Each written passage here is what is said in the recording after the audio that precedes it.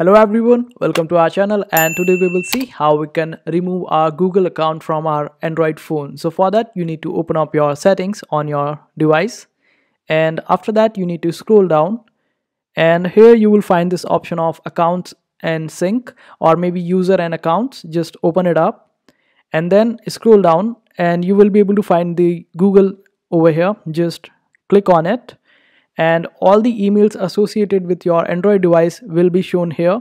And in order to remove any of the email, just click on it, and after that click on more, and you will be able to find this option of remove account. Just click on it and this email or this Google account will be removed from your device. And in some cases the more or the dot section will be on the top right corner. Just click on it and you will be able to remove the account, and that's how you do it. I hope this video was helpful. Make sure to hit that like button and also subscribe to our channel for more helpful videos.